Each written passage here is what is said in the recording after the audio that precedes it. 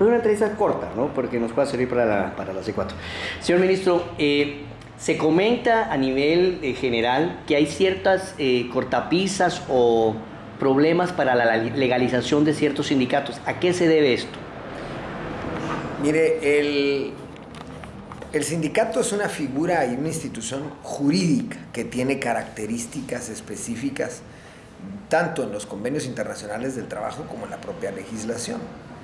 Y la esencia del sindicato es el mejoramiento económico y social. La esencia del sindicato es la negociación colectiva.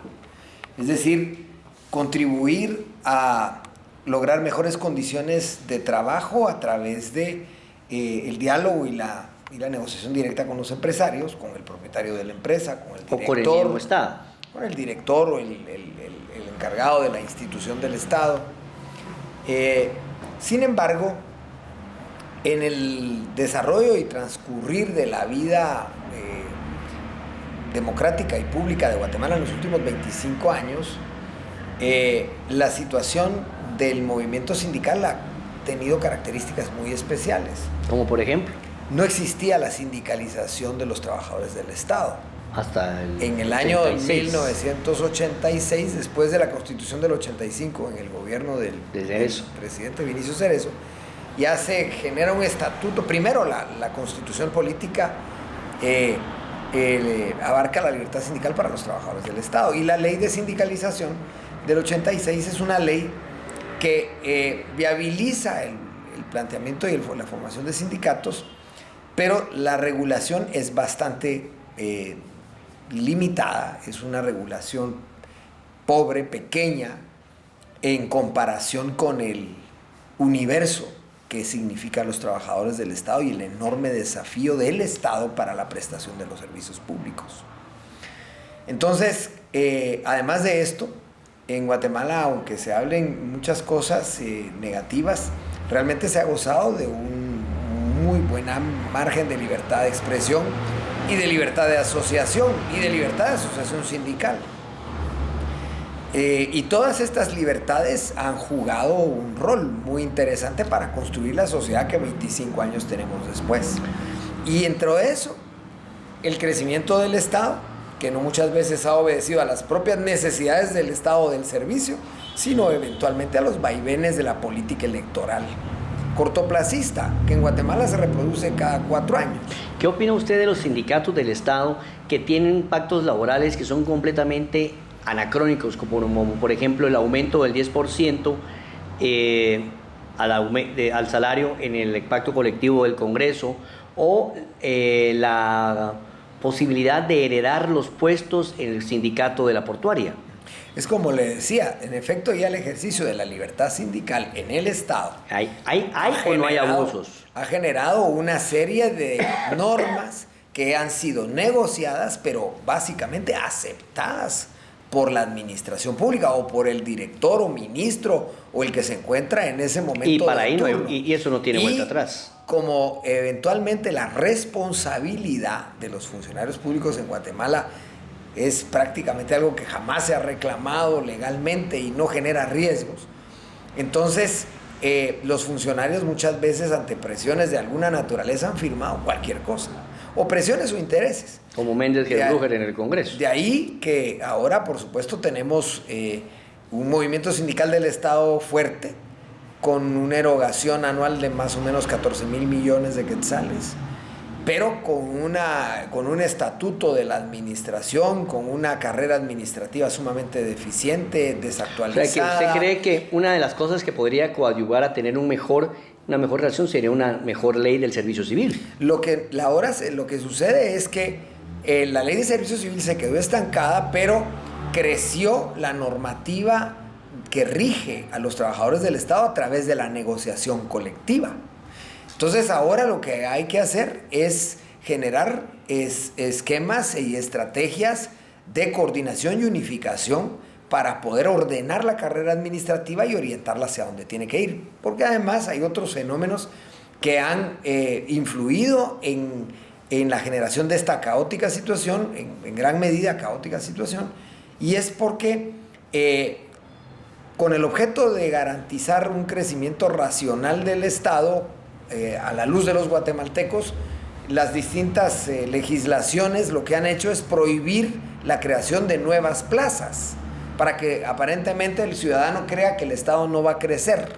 No, pero han aprobado la ampliación de los renglones presupuestarios para la contratación de otras naturalezas, 089, profesionales, 011. servicios de cualquier naturaleza. Entonces, el Estado se queda con un crecimiento al día de hoy de un 60% de trabajadores formales en el ámbito de los escalafones y estructuras jerárquicas, y un 40% de contratos irregulares temporales que fueron concebidos para servicios profesionales y técnicos o de otra naturaleza, y que ahora lo que tienen son trabajadores del Estado que se han ido colocando en los últimos 15 años más o menos por la oferta política. Y esto genera también un tráfico de influencias y una ausencia de meritocracia, más bien una presencia de favoritismo, porque como no son puestos realmente legales, 029, 089, 022, ahí se hace el tráfico de influencias.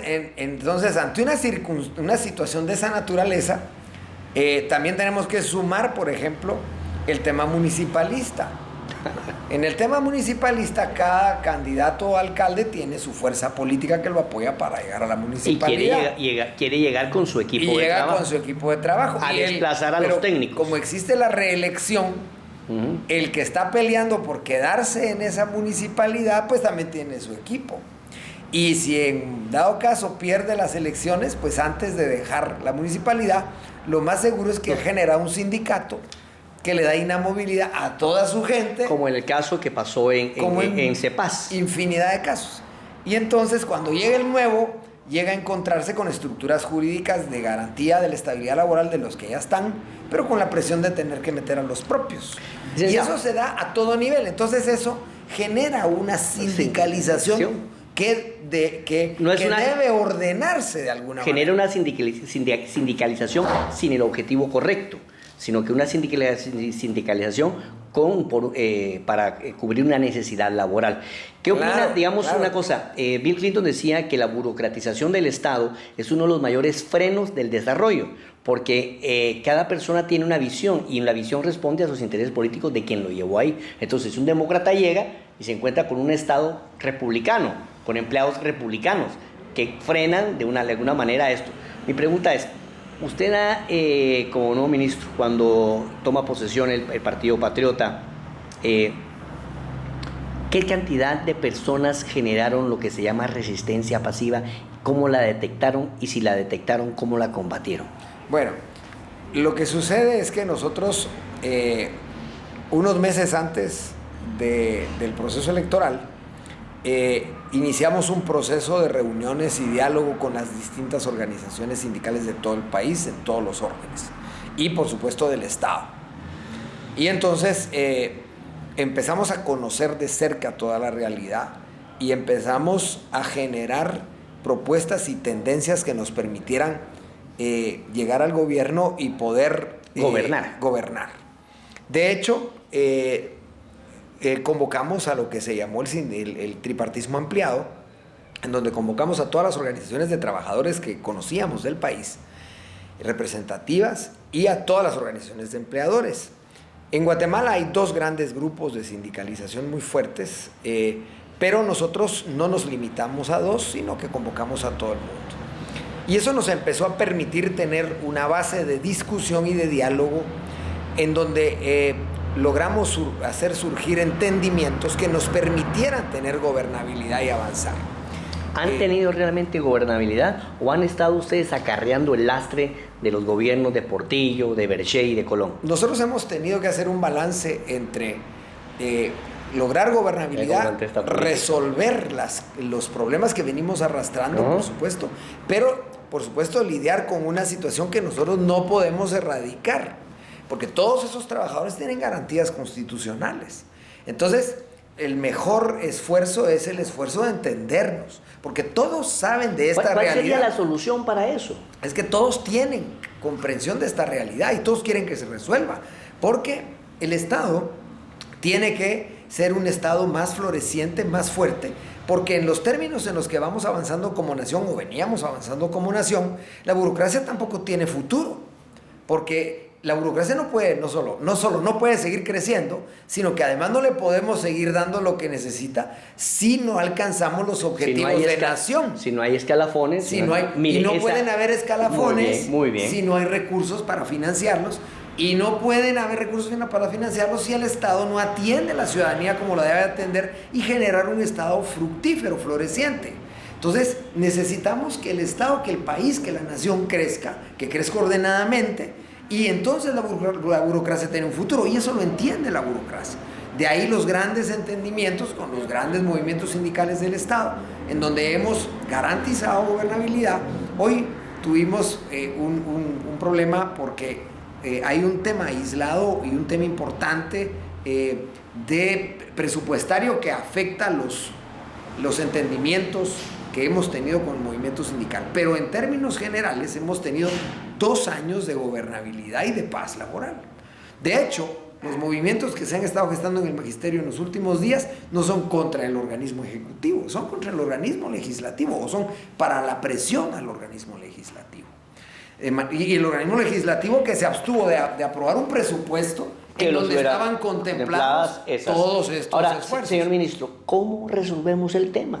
¿Cómo resolvemos el tema? Mire, hay sindicatos con pactos colectivos completamente en contra de los intereses del pueblo. ¿Cómo los cambiamos? Claro, a través del diálogo y la negociación colectiva. Existe posibilidad de, por ejemplo, que a un trabajador como del Congreso, que se le otorga el 10% de aumento anual, se pare ese crecimiento. Existe la posibilidad que el conserje del Congreso, Alfredo Tumax, por ejemplo, que gana 25,000 quetzales con tercero de primaria, pueda él renunciar a eso. Claro, mire, lo que sucede es que las negociaciones colectivas son justamente para garantizar el mejoramiento económico y social de todo el mundo, de todos los trabajadores. Ese trabajador no tiene futuro, porque él eventualmente un día el Congreso va a tronar y entonces se van a ir a la calle, van a haber problemas sociales, van a haber confrontaciones. Entonces lo que ha sucedido con los dirigentes sindicales muy maduros del país es que sobre la base de esa comprensión han empezado a graduar su proceso de diálogo y negociación. Pero legalmente la Constitución dice que los derechos de un trabajador adquiridos no son renunciables. Pero la negociación colectiva permite considerar un escenario dado y permite que ante una amenaza puedan tomarse determinaciones que hasta pueden implicar recortes salariales que se han dado históricamente, no solo en Guatemala, sino en todos los países donde hay negociación colectiva. Vemos trabajadores en la Unión Europea que se rebajan el salario, vemos trabajadores funcionarios. Definitivamente es un tema que está dentro del marco de una negociación colectiva responsable por el mejoramiento económico y social del país y del propio trabajador. Eso es lo que hemos estado impulsando. Lo que nosotros impulsamos es eso, es un proceso de sindicalización genuino, que es bien importante, porque por supuesto que cuando se acerca a una institución X, una estrategia de erradicación de la corrupción y de los abusos, los amenazados que están trabajando en esos escenarios eventualmente de corrupción, por supuesto que lo primero que hacen es sindicalizarse. ¿Por qué no se sindicalizaron 3 años antes? ¿Por qué se sindicalizan cuando llega el espectro del combate a la corrupción? Entonces, llega el momento en el que, por supuesto, estamos frente a un tipo de alianza de intereses que no forzosamente podemos llamar un sindicato o una organización sindical. Ese es un tema que debemos nosotros considerar, porque, como yo lo decía inicialmente, la sindicalización y el sindicato obedece a principios, a valores, a objetivos, a necesidades que son de mejoramiento. Y ese tipo de actitudes que no van con este modelo son los que han desprestigiado el movimiento sindical. Lo que hacen que el movimiento sindical se vea como algo espurio. Espurio y aprovechamiento. Porque hay un aprovechamiento. Pero cuando el movimiento sindical actúa en función de su... Como los japoneses que van a favor de la empresa, no en contra de la empresa. El japonés dice, va bajando la producción, subamos la producción, aportamos media hora de trabajo, ustedes, así como en Japón es un ejemplo. Ahora, yo sí quiero decir que son excepciones. Estos temas que estamos hablando de corrupción, porque en el movimiento general de los trabajadores del Estado hay mayor conciencia últimamente. Eso ha aflorado con los diálogos y la negociación y se ha generado un frente realmente para tratar los temas de una manera muchísimo más seria y responsable. Bueno, Carlos Contreras, ¿cuál es su libro de cabecera? Pues mire, yo la verdad es que tengo varios, pero el fundamental es la Biblia. Y si tuviera que morir en un país que no fuera Guatemala, ¿dónde moriría? En Guatemala. Pero ¿y si no fuera en Guatemala? Yo voy a morir en Guatemala. Ok. ¿El momento más triste de su vida? Pues realmente no podría decir que haya tenido yo un momento muy triste en mi vida. ¿Y el más alegre? El más alegre es cada día que llego a mi casa en la noche y me encuentro con mis hijos y mi esposa. ¿Después del gobierno para dónde? ¿Después del ministerio a dónde? Donde Dios quiera. Vamos construyendo realmente en una visión que tiene que ver con la gente que más necesita que trabajemos. ¿Sueña con ser presidente? Sí lo considero. Claro que sí lo considero porque creo yo que hay algún tipo de ideas, de visiones, de habilidades, de inclinaciones que yo puedo poner a la disposición de mi pueblo, de mi país y que pueden ¿Cree usted que este es su momento político? No sé, no estoy seguro. Si tuviera la oportunidad de ser candidato por Partido Patriota, ¿la aceptaría? Lo aceptaría. ¿Qué opina usted de Alejandro Sinibaldi? Es un personaje sumamente positivo, un excelente gerente, un gran trabajador, una persona de mi respeto y de mi cariño. ¿Va a competir con él por la nominación? No considero que esa sea la expresión porque nosotros somos un partido que tenemos un liderazgo muy definido, que sabemos que ve mucho más que nosotros porque tiene una visión más de conjunto desde donde está y creemos que tiene más claro lo que le conviene al país y entonces nos tenemos que atener y yo me atengo a lo que realmente la dirección del partido defina. En este momento no está abierta ninguna competencia, de manera que estamos atenidos a lo que el liderazgo nuestro decida. Gracias.